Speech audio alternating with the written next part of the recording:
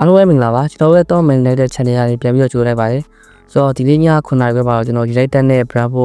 Premier League ပွဲတွေရှိရပါတော့ Bravo အိမ်ခွင်မှာ United နဲ့တော့ကစားရမယ်ဒီပထမကြော့ပွဲစဉ်မှာပေါ့နော် United အိမ်ခွင်မှာတော့ဒီ Bravo United က 2-1 ဆိုရရလဲနဲ့အနိုင်ရရှိခဲ့ပေါ့ဆိုတော့ဒီထူးဆန်းပဲပေါ့ဒီပွဲမှာကျွန်တော်ဒီဒုတိယပိုင်းမှာ Garnacho Hojlund တို့ရဲ့တင်ကိုတွေနဲ့နိုင်ရရှိခဲ့တာဆိုတော့အခုလက်ရှိမှာတင်ကိုတွေပျောက်ဆုံးနေတယ်ရုံကြီးပျောက်ဆုံးနေတဲ့ကစားမ2ယောက်အဲ့ကစားမ2ယောက် Golden ရဲ့ပွဲပေါ့နော်ဆိုတော့ United ကလက်ရှိဖြစ်နေတဲ့နာကျွန်တော်ဒီ Premier League မှာကြားတဲ့မကောင်းဘူးဆိုတော့ Europa League မှာတော့သူတို့ပုံမှန်တိုင်းပဲသွားနေတယ်ကျွန်တော်ပြီးခဲ့တဲ့ Z3 နဲ့နိုင်ရခဲ့ပွဲစဉ်မှာလည်း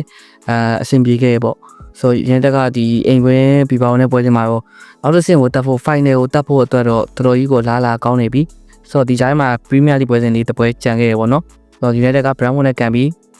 4ရက်လောက်နေရင်ကျွန်တော်ဒီ Europa League နောက်တစ်ပွဲဒုတိယကြော့ပွဲစဉ်ကိုအိမ်ခွင်မှာကန်ရမယ်ပေါ့တက်ရှိမှာ United အနေနဲ့လူစင်းရဆိုရင်ဒီသူတို့ရဲ့အကောင်းဆုံး line ရပေါ့နော်သူတို့ရဲ့အဓိကကစားသမားတွေ United မှာခြေစမ်းပြနေရဆိုတော့အဆင်ပြေနေတဲ့ကစားသမားကိုထည့်သွင်းလိုက်ရင်ဒီဒါတော့လို့ကိစ္စမျိုးဖြစ်သွားနိုင်တယ်ပေါ့ဆိုတော့ကစားသမားတန်ရသွားတာပွဲပန်းတဲ့တန်နေအားကြောင့်မို့လဲအနာပေးခြင်းနဲ့ဘာလို့လဲဆိုတော့ကျွန်တော်ဒီရှေ့ကပွဲမှာတော့ကလည်းဒီ Europa League ပွဲစဉ်ရှေ့တပွဲမှာတော့ကျွန်တော်ဒီဘုံမောင်းတဲ့ပွဲစဉ်ဆိုတော့အဲ့ပွဲစဉ်တွေမှာတော့လည်း United အနေနဲ့ဒီရှေ့ရဲ့ကစားသမားတွေကိုပဲလှည့်ပြီးတော့အဆင်ပြေအောင်တုံးလာခဲ့ရပေါ့ဆိုတော့ကျွန်တော်ဒီလက်ရှိလူစင်းရတော့United ဘက်ကအားရကြတော့မရှိဘူးအားရကြမရှိဘူးဆိုတော့ဒီ Europa League မှာလူကောင်းနေသူ United ခြေစမ်းပြနေတဲ့ကစားသမားတွေထုတ်ဖို့အတွက်က Premier League မှာအဲ့ကစားသမားတွေကိုတော့တုံးလို့မရဘူးဆိုတော့ကျွန်တော်ရှေ့မှာလည်းဥပမာရအများကြီးရှိပါပြီဒဏ်ရာရတဲ့ကိစ္စမျိုးတွေကျွန်တော်ဖြစ်ခဲ့ရင်တော့ United ကစားသမားကရှိမှာမဟုတ်ဘူးပေါ့တချို့ United ကဒီ Brentford နဲ့ပွဲကိုနိုင်တောင်းမှာပေါ့နော်လက်ရှိတေးပဲရဆိုရင်အခု39မှတ်ဖြစ်နေရဲ့Brentford နဲ့ပွဲကိုနိုင်ခဲ့လို့42မှတ်ဆိုရင်တော့ United က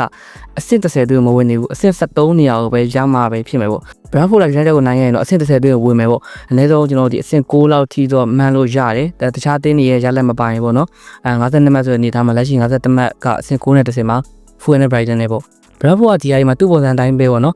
အတင်းကြီးနေတွေ့ရင်ဒုက္ခပေးမယ်သူခြေစမ်းပြလောက်သူကစားဖို့နဲ့သူပုံမှန်လေးတွားနေတဲ့အတင်းမျိုးပေါ့နောက်ဆုံးကစားခဲ့ Premier League 9ပွဲမှာဆို Brentford က Newcastle ကို 2-1 နဲ့ရှုံးထားရင် Chelsea ကို CC နဲ့တည်ရင် Arsenal ကို 1-1 နဲ့တည်ရင် Brighton ကို 4-2 နဲ့နိုင်ထားရပေါ့အပြင်ကျွန်တော်Nottingham ကိုလည်းအဝေးကွင်းမှာ C2 နဲ့နိုင်ထားရဆိုတော့ United ရဲ့နောက်ဆုံး9ပွဲပြန်ကြည့်တော့မှ Brentford လောက်ကြီးခြေစမ်းကောင်းတဲ့အတင်းမျိုးမဟုတ်ဘူး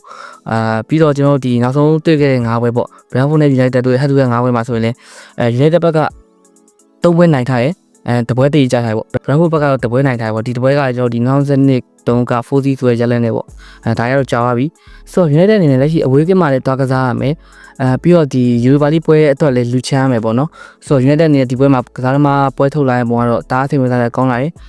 ဒီကျွန်တော်ထင်ပါတော့ဒီနောက်တန်းလောက်ကိုပဲအမိုးလေးတွေနဲ့ဂိုးမပြောင်းလောက်အောင်ဆက်အောင်လာနေတယ်ပေါ့ဘာလို့ရှေ့တန်းကစားသမားတွေကအခုလက်ရှိရှိရကစားသမားတွေကလည်းတင်းကိုတွေကိုစိတ်ချရတဲ့ကစားသမားမဟုတ်ဘူးအာမတ်တယောက်တော့ပြန်လာတယ်ဒါပေမဲ့ဒီအာမတ်အနေထားနဲ့က Premier League မှာတွားကန်လို့ကမရသေးဘူး Europa League မှာပဲလူစားဝင်ပြီးတော့လိုအပ်တဲ့တင်းကိုတွေလိုအပ်တဲ့ chance တွေဖန်တီးပေးဖို့လောက်ပဲသုံးမယ်လို့ကျွန်တော်မြင်နေပေါ့နော်ဆိုတော့အမိုးရင်းအနေနဲ့ဒီပွဲမှာတော့လူငယ်ကစားသမားတွေကိုထုတ်သုံးလာတယ်ပေါ့ကျွန်တော်ဒီ Harry Ahmed တို့ Regional Obi Martin ရှိမယ်သူတို့ပဲပေါ်ထပ်ပြီးတော့ United ကစားလာနေတယ်ပေါ့နော်ဆိုတော့အမိုးရင်းရဲ့ဒီလူငယ်လေးကိုနေရာပေးကြည့်မလားဒါမှမဟုတ်ဒီ Europa League မှာရှိတဲ့ကစားသမားတွေကိုပဲ